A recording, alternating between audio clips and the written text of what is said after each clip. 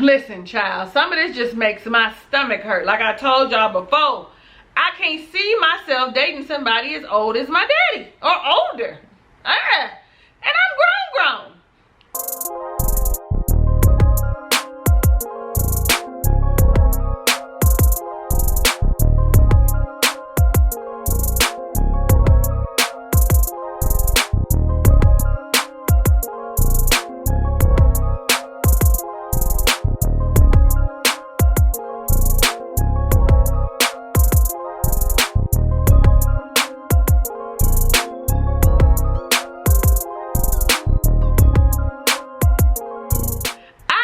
Girl Talisa Rae, what's up? How you doing? Ray of Sunshines. We are reviewing Marrying Millions season number 2 episode number 3, Daddy Issues. And let's just talk about Rick and Erica. Let's get them out the way right now, because like Erica like old men. Okay, it has come to my conclusion that Erica likes these old men, and I'm gonna tell you why in just a second. I also didn't know she's an influencer. Influencers make money, okay? They make money. What kind of influencer? Beauty influencer? What? Babies? What? Model? What kind of influencer is Erica? Or do they make it up? Y'all following her on Instagram? Let me know down below in the comment what she influencing. Is you influenced by her? Let me know. So Rick arrives at Erica's dad's house. He is visibly uncomfortable, right? They kiss at the front door. I'm all like, I probably wouldn't even kiss. I barely kissed my husband at my mother's front door. You know what I'm saying? My mother's house. The grandmother gives him a warm welcome. You know, she's kind, she hugs him or whatever. And I don't know what happens, what's said, but he's all like, you know, they say age is just a number. She said they lied. Because he's as old as the grandmother. You hear me? Almost as old as the grandmother. The grandmother's in her 70s. The dad instantly comments on his shirt being open like a gigolo. You know, and they in where they at? Springfield, Illinois. So it's cold and you got your shirt open, and you know the daughter jokes and is like, oh, it's more buttons than normal, you know, because he says in Miami it's hot. I'm not used to this weather. This is the warmest clothes that I have. It's the thing in Miami, they hot. When they start talking, the grandmother say, you closer to my age than hers. Do you still have both your knees and both your hips? I was like, see, now here we go. That's all kinds of shade Granny throwing, okay? All kinds of shades. Do you have both your hips and your knees? Well, do you, Rick? And he does, because he's fit and everything works. TMI, we sitting at dinner. This is my family we talking about. We sitting at dinner. It's too much. It's too much. Everything works good. That's gross. And everybody knew he was talking about everything works good, okay? Everything. So then the dad says, well, what happens if something happens to you? Because, you know, he's older. Right? What happens if something happens to you? And he says she'll have a lot of money. I was like, well, I guess that's why she's sleeping with him like she is. I also feel like Rick brings up, you know, I plan on marrying your daughter. I want, you know, the best for her like you do. It's awkward, okay? Like, even Erica's like, I would have liked to have been able to drop that bomb on my dad. That's not cool. Like, I'm confused. Like, why would he do that? But let me get up from the table. Let me help grandma clear the table so they can have this conversation. And Rick says to the dad, listen, I want what's good for Erica too. The dad is not having it. He's skeptical as fuck. Like, what do you want with my young daughter? Like, you just trying to use her for her little vajayjay.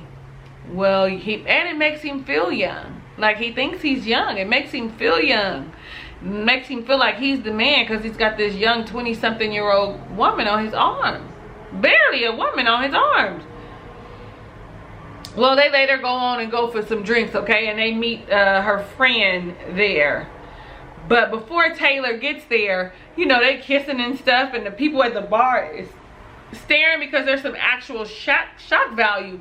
I mean, you see them together and you do think granddad, granddaughter. You might could get father, daughter, but it does not look appropriate. It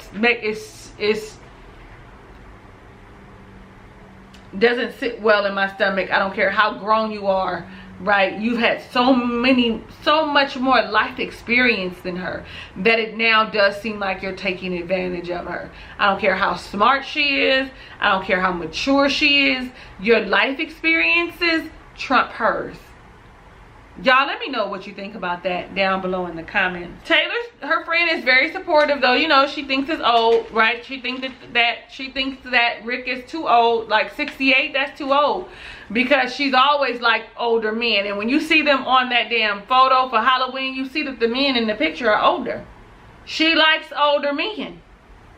With her fast ass, she always been trying to secure the bag. The best way she knew how.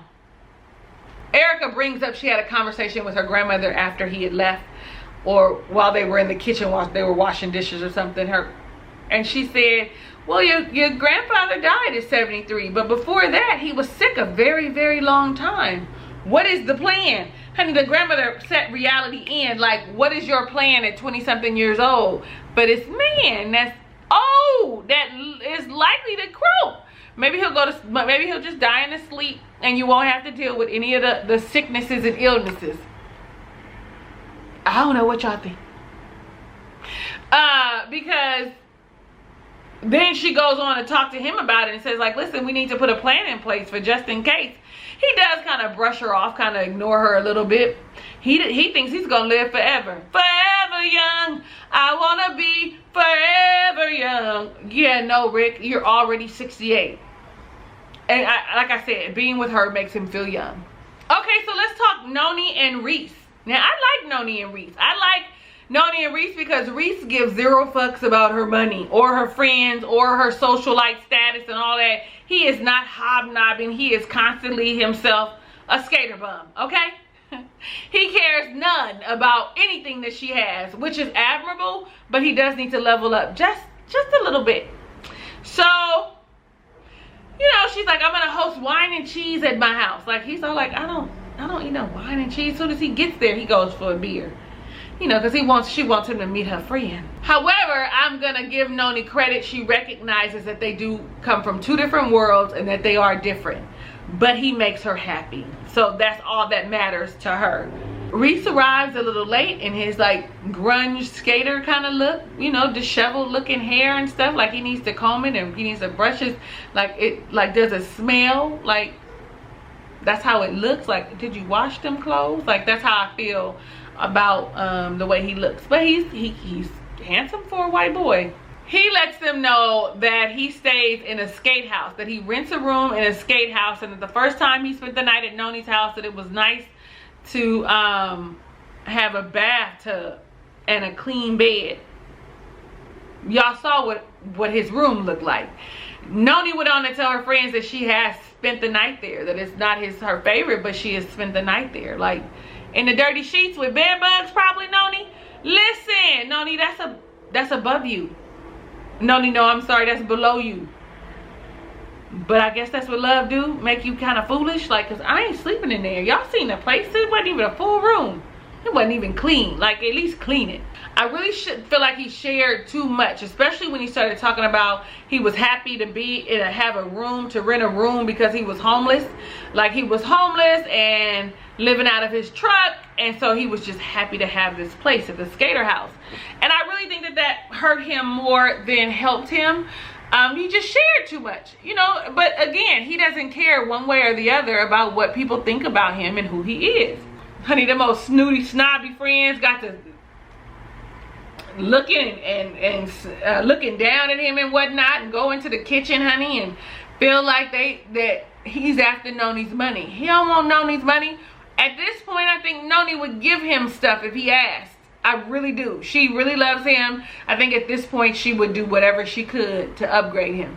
But later on he says he would rather be homeless again than take another dime from Noni.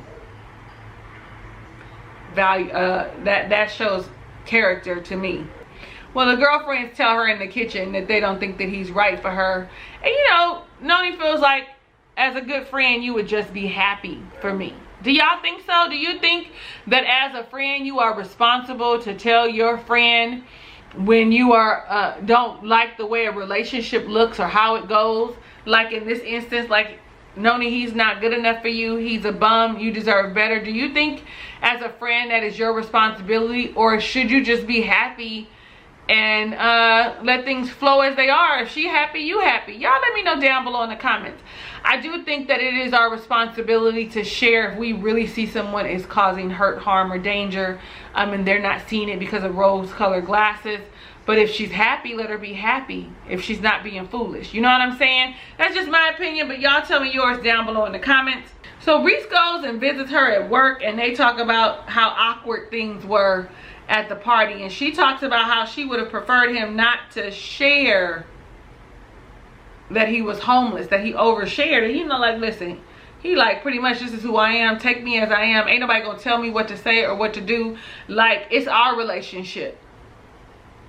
I feel like he overshared, but I also feel like Noni knows what she's dealing with. Did you give him like a script before? Did you tell him a storyboard? Did you give him some idea of what was happening? If not, you have to just accept him for who he is. You chose him. You knew he was outspoken. You knew he didn't care about what other people think. So here's where you are. So he goes to his mom's house, child. His mother is a mess. He was raised by his mom and his 3 sisters. His mother is a mess, okay? All the way a mess. All the sisters is looking sideways. But listen, he leveled up. Sis, mom asked, you know, about kids, knowing he wants to have kids of his own, let his own legacy to be continued, his, as she called it, his record, and his name of record to continue, because his dad isn't living anymore, etc., etc. She was real passionate about it, to the point I felt like she was overstepping her boundaries by saying, you know, because she was like, well, is she menopausal? Like, you're overstepping your boundaries because you want grandchildren, or you don't think that this is right, or you think that this was just for fun. He's your son. Your son is an adult. He should be able to figure it out for himself. You just have to provide some wisdom and let him know that these old ladies will use you, okay? That's what I told my son. They will use you and give you worms, okay? They will use. I need you to come over here and take the trash out. Can you paint the wall? And can you fuck me good? Can you go get these kids? Can you help my kids with the homework? And fuck me good. Like, you got to be careful. This is when he talks about he doesn't want to ask her for money, would never ask her for any money. The mom just can't understand why Noni would want to be with somebody like her son, who doesn't take a shower, who doesn't dress well, who doesn't have any money, when she could have whomever she wants. And with the status that she has, what does she want with my son? And she was like, I thought it would run the course, you know, that this was just fun for a good time. And here we are, they still together. I'd rather them not be together. Mom, you're gonna have to come to grips with it. I'm talking to me too, because if my son come in here with somebody old, child, I know, that's my age, I know that I'm gonna be like, what? And I'm gonna ask, now, what is it that he could provide for you except for, what is it? You got kids his age. What is it? Like, that's just what listen, but you do gotta step back and let people live their lives. Let your children live their lives and be who they are going to be. Okay, so we are introduced to another couple, Danni and Donovan, aka Don. They are both 25.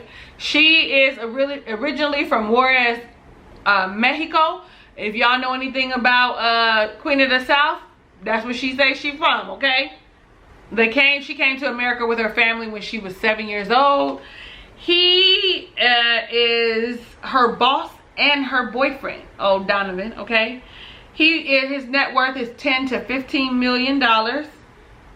They have a 4,000 square foot home. He loves watches. 4 of them are Rolexes. He has a big pool. Listen, they met in high school. He was infatuated, in love with her, but she did not give him the time of day. I kept looking at Donovan like, he's black. We saw his dad a little later, a little picture, and he is. So, of mixed descent, right? He is also Latin, and his mother's Latin, and his father is black. Or maybe, yeah, well, you know, at least he looks like it, okay? The daddy on the photo, okay?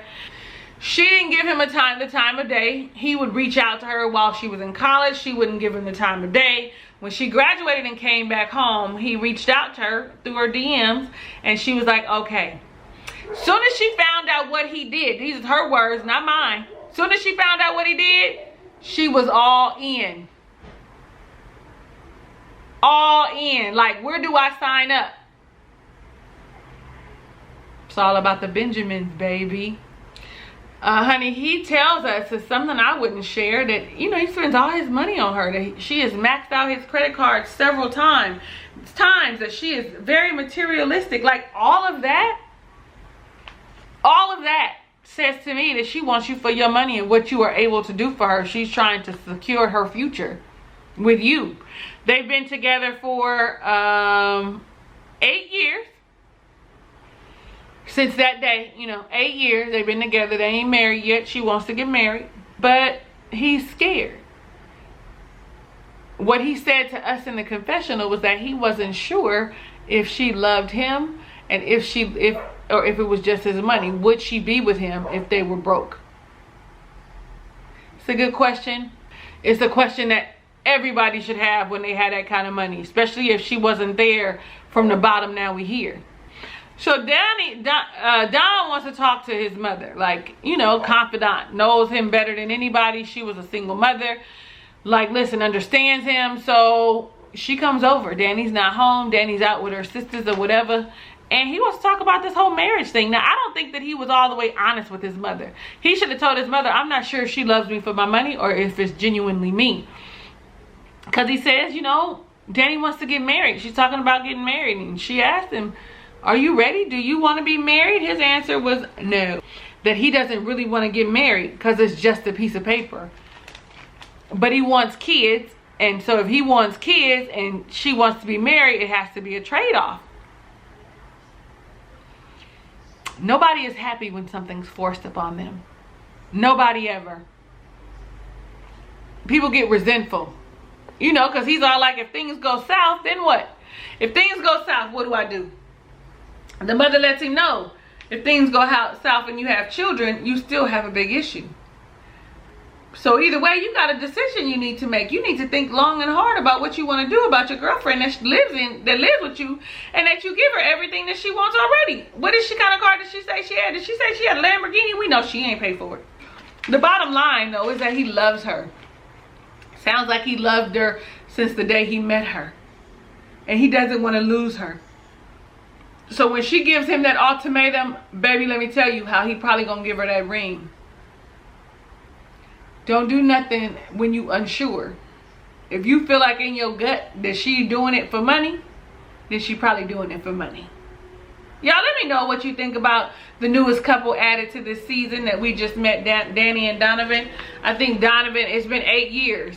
And if Donovan was gonna marry her, then it would be.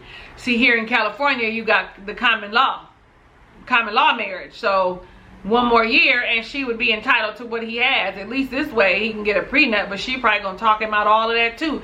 You got to make wise decisions, okay? Let's talk about John T and Brian. Well, ain't no Brian, it's just John T. It's her birthday. It's her birthday. It's her birthday, and she's been dating, right? She's been dating and just hasn't had any luck. First off, she coming out the gate talking about her clock is ticking and she want to have kids. You need to just go ahead and get you some in vitro fertilization. Go to the sperm bank or something, because you can't be telling these men off the top like that. Like, that's scary to them, especially because you seem to like these other 2 men seem to be younger. She said that she felt like pretty much that Brian was using her for her money. She didn't say it, but that's what she said. Anyway, so it's her birthday, and so she figures I'm going to spend it with my girls. Last year, I've spent it with... Brian was there, but he was late to the party. Like, how do you come as Prince Charming and the party is almost over? What an entrance. You know, she makes mention that Brian didn't reach out, and she's like, it's probably for the best. Yeah, it's probably for the best because you still have feelings for him. And when it's your birthday and they reach out, you be like, oh, it's my birthday. He reached out, thank you. What you doing? I'm just going to the girls. You want to hang out? And then there you are. Now you in his bed with your legs open because it's birthday sex. Like, I'm just being honest and truthful, especially when you're in a place of being lonely. And right now, John T is feeling lonely. She cries because she does not have any family. By now, she figures she would have, you know, a family of her own. you know, I guess her parents died, you know, and back from in Cambodia. So she's Cambodian. I didn't know that. But nonetheless, I was just like, so now you just want whomever? Adopt somebody. There's a lot of kids, if you don't want to have children, you know, like, I don't know, like, adopt somebody. There's a lot of kids that could use a home that you can provide for them. But the fact of the matter is, she's 40-something years old. Time has almost run out for her. It's going to be harder for her now to get pregnant and have a baby. Then you have the thought about complications, like, go ahead and adopt. But this is what happens when you choose your career over family. Not that that's a bad choice, especially if you don't know how to find the balance between family and career. If one is higher than the other, you end up feeling like you have lost out on something either way. It's just my thought. Well, they go to the Golden Tiki for drinks after they sing Happy Birthday Child. And they meet Ryan, who's also in construction. They trying to hook her up, but it's too close to Brian, who was also in construction. It's a bit much. I understand. I hope Gentille finds somebody this season. I hope so. Is that why she's still here? Because marrying millions, that means somebody is likely getting married. Maybe because Gentille wants to be married. Is Brian coming back? Y'all let me know down below in the comments. Let's talk about our last couple, okay? I don't like Kevin, and it didn't change this episode either. Let's talk Kevin and Kattie. Kattie off the top says she bought him a Christmas gift. I thought, but why? Especially after hearing what was going on. Her rent is due. It's $1,050. She has a roommate, and she said she was gonna ask him for some help. She got him a watch. It's a nice watch, honey. But then she asked him to loan her the money. Loan, L-O-A-N, her the money. $1,000, not even $1,050. Could you loan me $1,000? And he said no. He said no. And we found out that the reason that he doesn't give her money is because of past experiences with an ex, who he loaned $20,000 to because her family was having difficulties and she never paid the money back.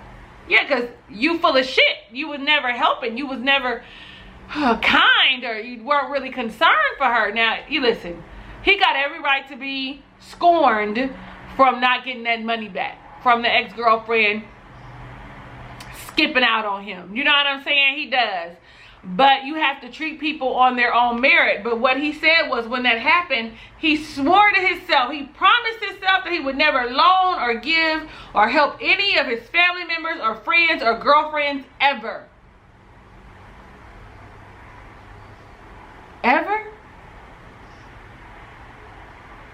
You got that much money, $40 million in your net worth, not gross, but your net worth, and you telling me that you can't loan that girl $1,000? You don't never buy her nothing? You were cheap and went half with her on the dinner? You don't think she's good enough to just borrow $1,000? You know, she's all like, judge me on my own merit, not on your ex-girlfriend's merit, not on what she did. He can't seem to get past that, honey. And so she gets up because she tries to explain, like, you know, like he doesn't really understand her situation, but also it's not his responsibility. He asked her, if I was a normal working person, would you ask me for the money? Hell yeah. If I needed it because my rent was due, I would say, could you help me? Anything you could help me with. It ain't got nothing to do with being a millionaire, but everything to do with me wanting to be evicted. I didn't see him give her no gift, but she went out her way and spent her money and got him that watch. When she got up and stormed her ass out, she should have picked that damn watch up and returned it. That's money towards her rent. You don't need to be buying him nothing. You ain't got no money. You taking modeling jobs here and there. Did you really think that he was gonna help you? He didn't even buy you dinner. You looking real foolish. She was like, I'm pretty enough where people would be buying me stuff and would be caring. Absolutely, you are. But you also need to stand on your own merit. Stand on your own 2 feet. You do need to leave Kevin alone. You need to figure out what it is. She storms out of there and just like, oh, you're selfish. I thought you were concerned about me. So now where's she gonna get the money from, y'all, for her rent? I'm just asking, because he sure ain't giving it to her. Or is he? The way he was acting, he ain't gonna give her not nothing. Not nothing. $1,000 to pay her rent. She shouldn't have bought that watch though. Y'all let me know what y'all think about this episode, okay? These people be crazy to me. I don't know if they crazy to you, but they crazy to me, okay? I am your girl, Talisa Rae. Thank you so much for watching my review of Marrying Millions, season number 2, episode number 3, Daddy Issues. If it's your first time visiting my channel, definitely right now click the subscribe button to become a ray of sunshine. Right next to it is the notification bell. Click that so you're alerted of when I upload videos, when I go live, you name it. Last but not least, because you like me and it'll help me know that it's real, go ahead and give me a thumbs up. Hugs and kisses and lots of love. I'll catch you on the next review.